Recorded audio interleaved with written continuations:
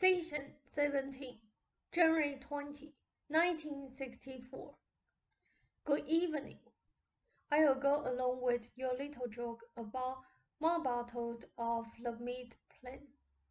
Marble of the mid-plane was your apt description. Actually, Marble herself was a not too intelligent woman who died in 1946 in South Dakota, as she said. The mid-plane is indeed an excellent description of the semi-plane which she now inhabits. It is, as you deduced, a waiting plane for personalities at certain stages of development. For example, I myself am not on a semi-plane. The mid-plane or semi-plane contains a conglomeration of fragments at all stages of development, except that they have not attained sufficient knowledge or manipulability to progress further at this point. That is, they may be at various stages of evolutionary development, but they are on an only fair level of achievement. They have not excelled, neither have they failed. They are working out problems of their own in a rather dissociated fashion. In other words, they do not belong as yet, or are not committed to the next plane of their advancement. They can be of benefit to you along certain lines. The validity of their information may be excellent. On the other hand, it may also be less than trustworthy at times, simply because their achievement level is not high. If they err, they do so through ignorance. As far as I know, Marble can be of help to you. I would say, crusty old Marble, but she is not even toasty. I know you are rather concerned with the differentiation between planets and planes. I also know your mind is filled with ponderous questions, like an endless chasm filled to the brim with heavy rocks. Certainly you didn't expect those huge radio stars to be cute little RCA transmitters. They are not quite that. I am in a quandary, and I admit it, as to which matters you would prefer I discussed first. I gather all sorts of weird projectiles from a mean with vibrant force. Dreams, yours and Rover's, your flying saucers, some of your visions, planes, planets, and radio stars. You think surely that my first name was Encyclopedia. Just call me Psych for short, and spell it P-S-Y-C-H. As far as Jane's levitation dreams, I myself was her delighted but inept teacher. In the dream state, she did beautifully. Awake, she had leaden feet. There were also 2 other teachers, but I will go into this at a later date. I would suggest, Joseph, and strongly, that you take up the yoga exercises. You will find these of great help. Not only will they benefit your physical condition, but they will help you in these sessions and in further experiments in which you will become involved in the future. Many of Marble's suggestions along the lines of sleep and the subconscious were very good and should be followed. If you are worried about water dripping in your room, by all means, investigation. We will wait. Ross said, "It's okay. I just hadn't noticed those sounds before." They said, "Do you have any particular questions?" "First of all, if you'll forgive me, I would like to go into the situations culminating in your illness of this time last winter. Your psychic state of nervousness, fear, lack of confidence, and lack of focus. As far as utilizing your artistic abilities were concerned, began to build up like many encircling walls. The ego imprisoned you more and more. Your subconscious healing abilities and the hidden subconscious vitality beneath became dammed up, seemingly with no means of release. The ego, as I have said before, is extremely important.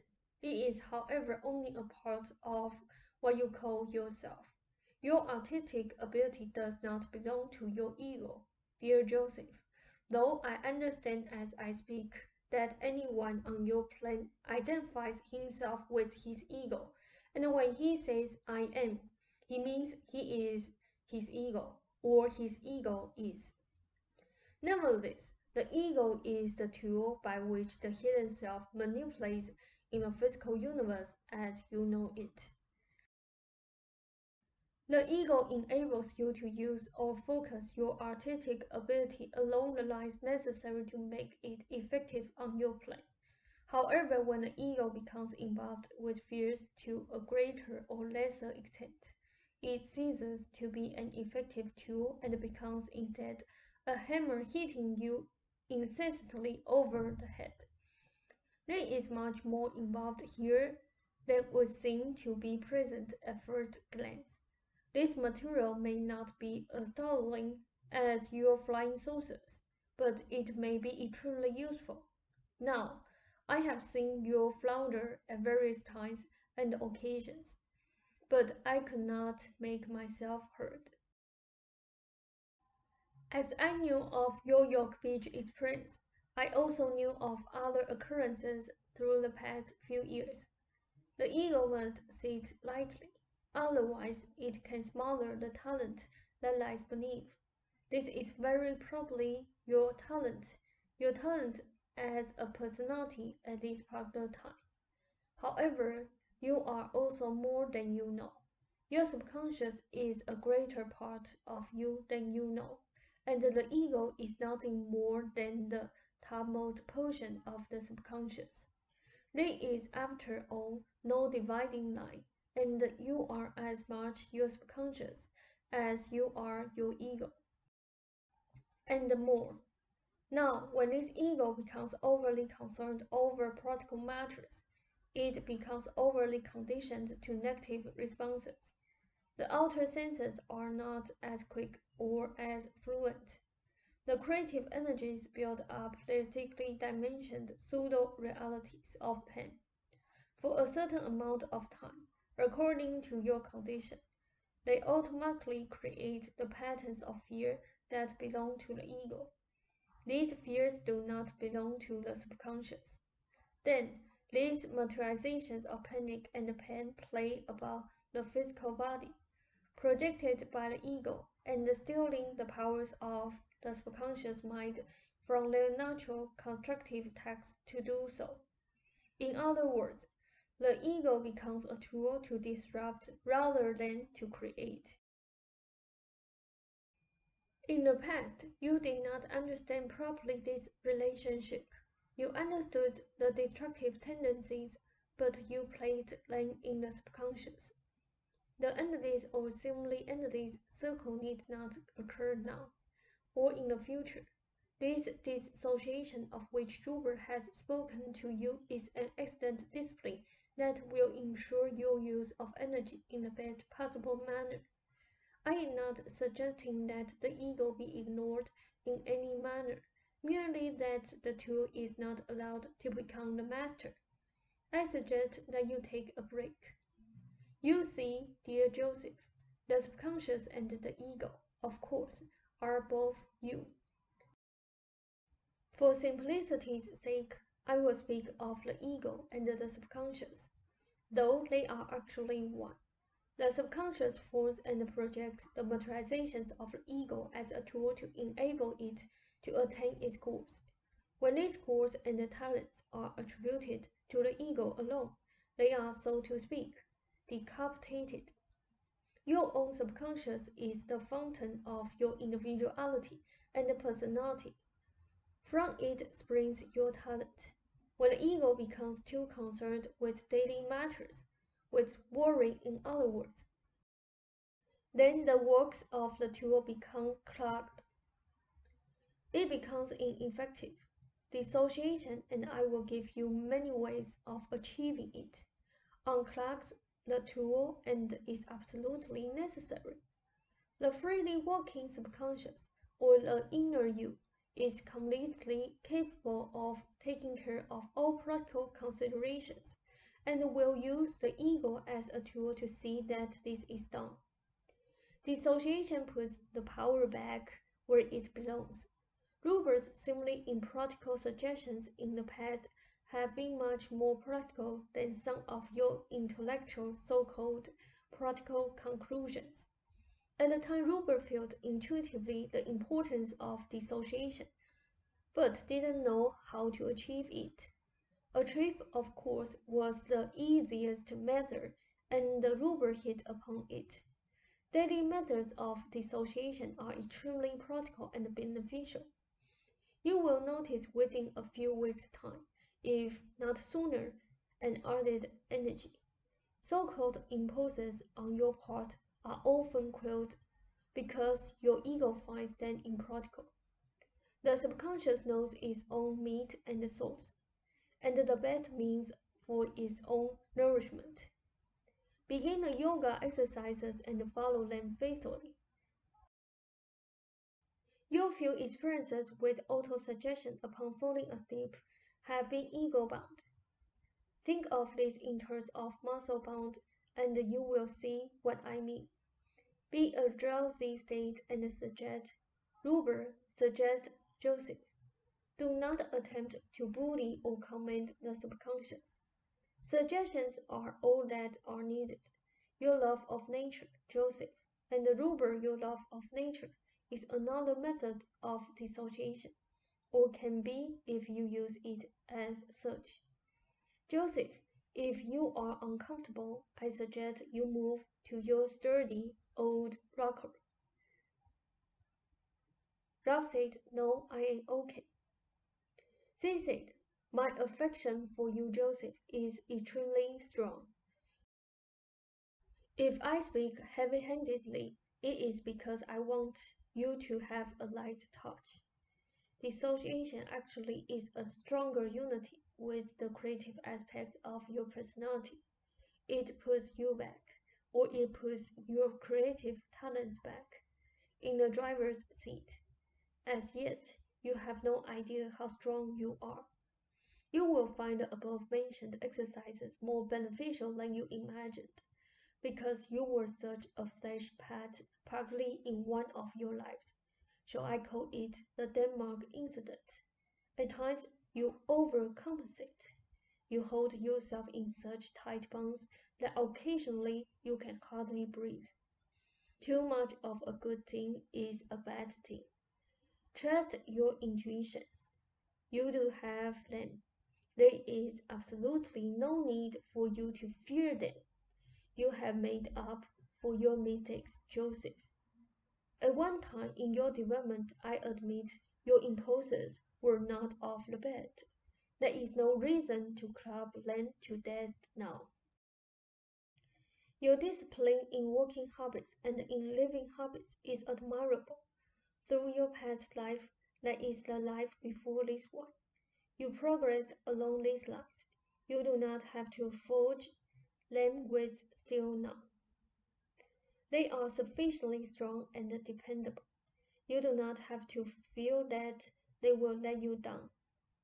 Now, for your own sake and for the sake of the art that you follow, you must allow yourself more inner freedom. There is a tendency in your present personality for forging discipline into a bond that could tie down your strong creative tendencies. It is true you needed controls. Now you have them. You stamped down upon your impulses with a frenzy, since once you felt they betrayed you. Now I beg of you to give them more rein. This is the key to physical problems that have arisen, and if you recall, they bothered you in different places from the time and even before the time that you took art up seriously. To be afraid of the shortage of time is to hoard it. To hoard it is to strangle it. But to respect time is not to hoard it, but to let each moment enlarge so that it becomes more than a moment. And only the strong freedom of your subconscious drives can achieve this. I suggest you take a short break. Reread the material and I will continue.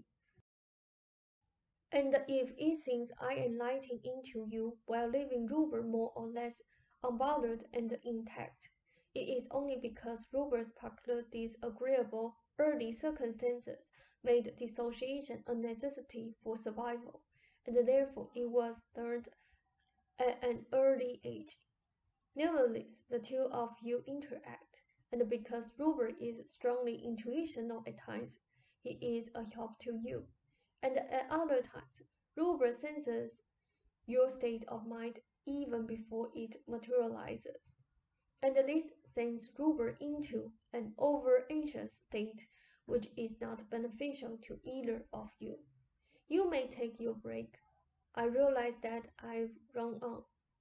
You are such a beloved friend that I want to help you along these lines as much as possible. Even then, it is difficult to keep all aspects in mind, particularly as far as the present personality and its relation to past lives. As far as smoking is concerned, dear Ruber, I don't want to break your heart. However, you will find yourself dispensing with the habit in the very near future. I am amazed that Joseph smoked as long as he did. This was, after all, an uncharacteristic excess for him this time. As far as life readings are concerned, I will go into the matter later. Ruber's training is coming along very well. However, I prefer that we wait a while longer. As Ruber becomes more proficient, there will be less screening of material.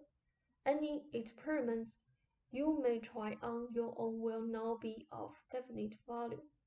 Your ideas as far as hypnotism are concerned are harmless. At the present time, Ruber in these sessions is able to let me speak, obviously, which means that Ruber allows me to come through.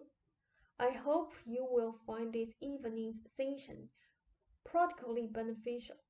The breathing exercises that Ruber initiated with the yoga will also be a help to you.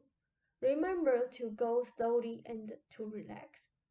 The tree on Jane's kitchen wall is very nice, and it is also significant as far as your opening up is concerned. I cannot say that Ruber would go mad over a painting on a kitchen wall or anything else on a kitchen wall, but then Jane is a different Ruber all over again.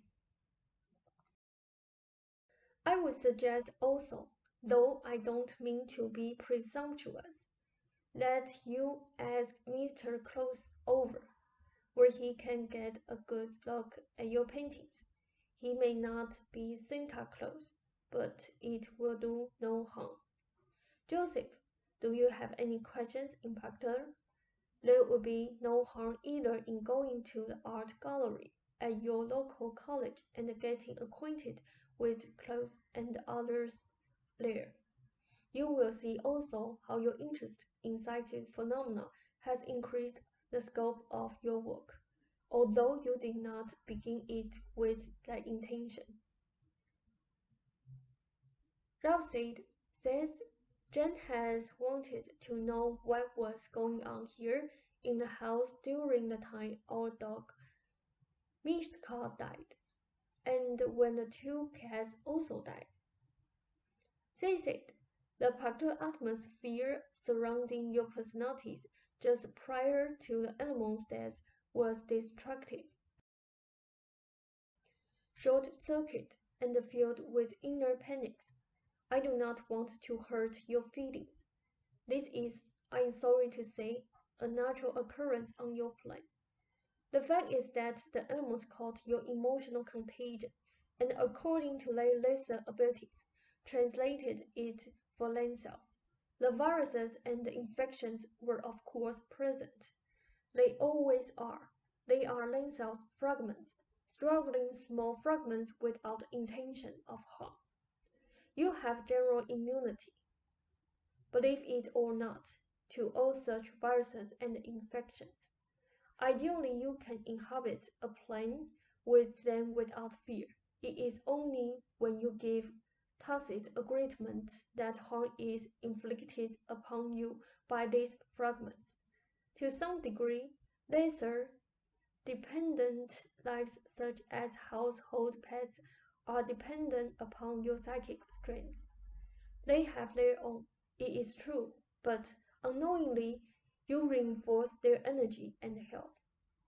When your own personalities are more or less in balance, you have no trouble at all in looking out for these creatures, and actually reinforcing their own existence with residues of your creative and sympathetic powers.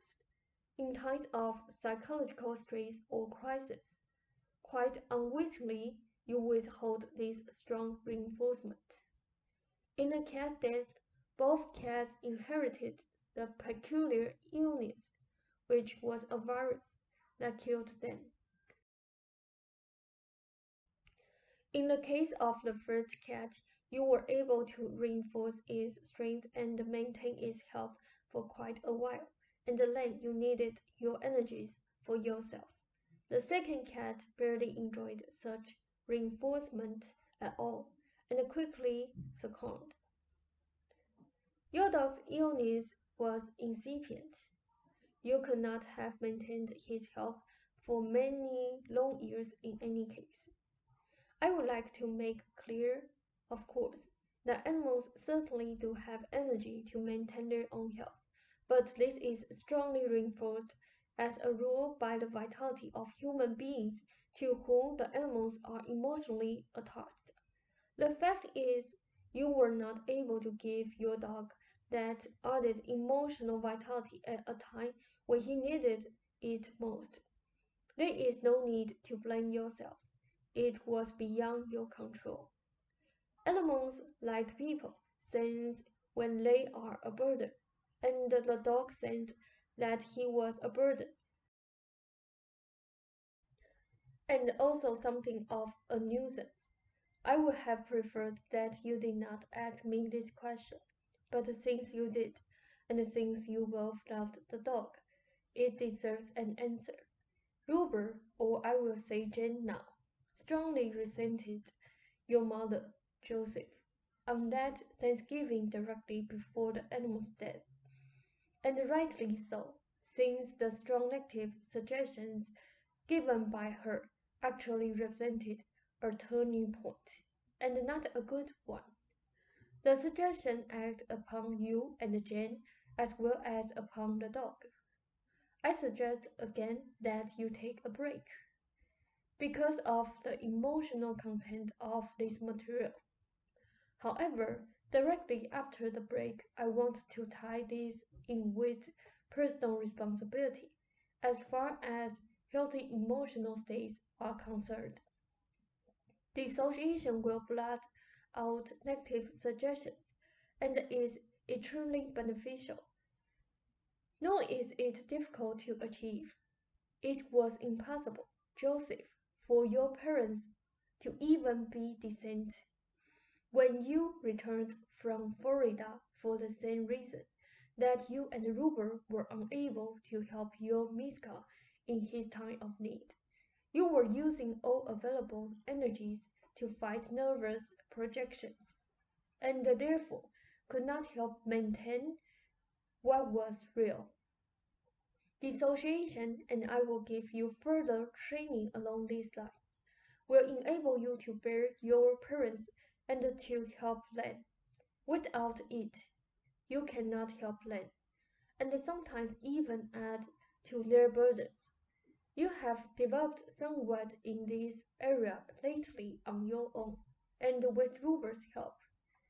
From you, Ruber has received and is receiving necessary aids in self-discipline and control, which are necessary to channel the strong intuitional abilities. From Ruber, you are receiving needed freedoms and necessary confidence in your own intuitional powers.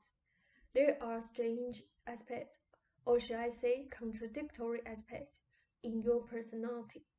For instance, intuitively you have always felt a unity with nature, yet at the same time you distrusted what could not be proven in material terms.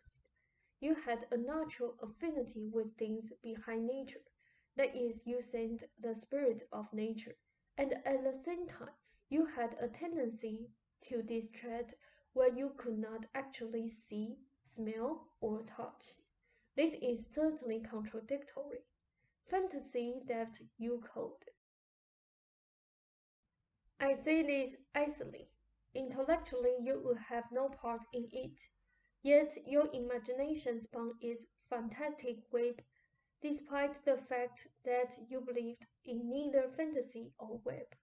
Your artwork showed promise from the beginning.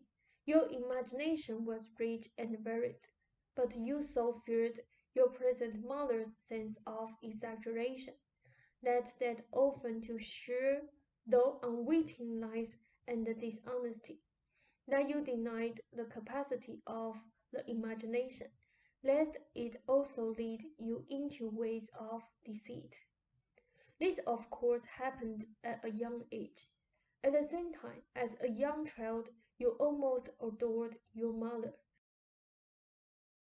This led to these conflicting feelings toward freedom of the subconscious and of the imagination. Reinforcing these unfortunate circumstances, we have the carry-over distress of impulse from the Denmark existence.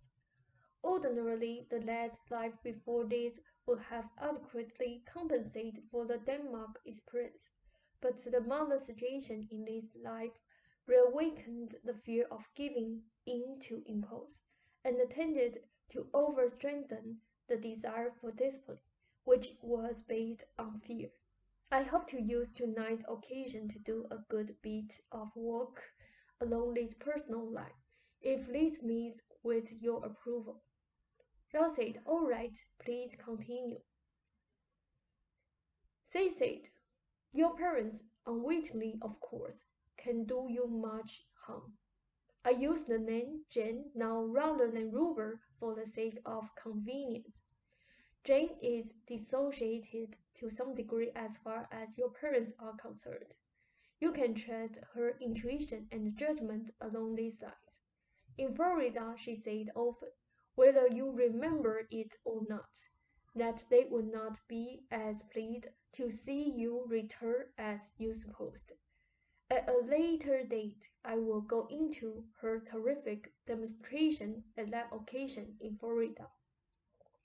Also, her strong feeling that you should borrow money and get an apartment or flat or whatever you call it was the best advice you could have been given.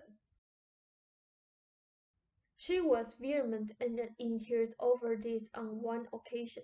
Again, this did not seem a practical solution. Looking back, can you not agree with me that it was a much more practical solution than the one you ultimately chose? If it seems I'm hitting you over the head with a small hammer, it is only because tonight I'm dealing with you.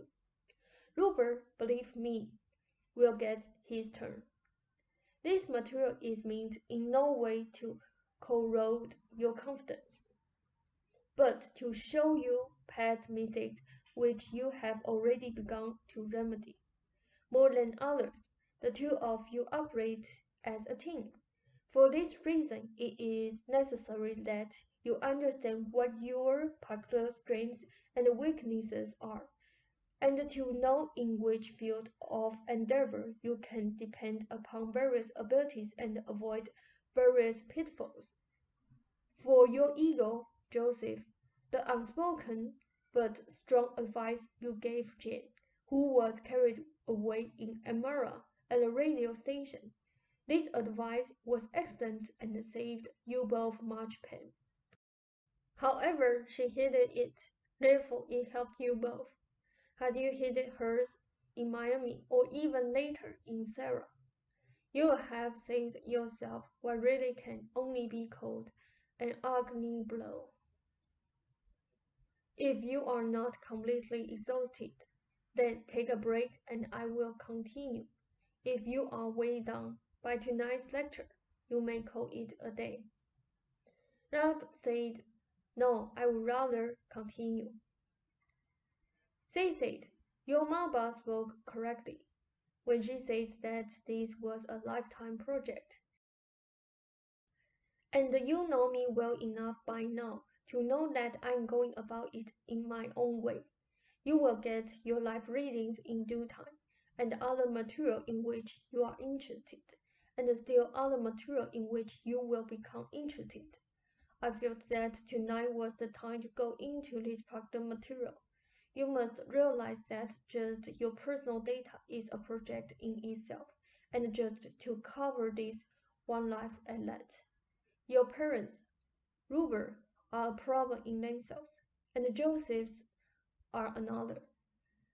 Joseph's are closer at hand, and therefore it is necessary that you both learn the best way to handle that situation.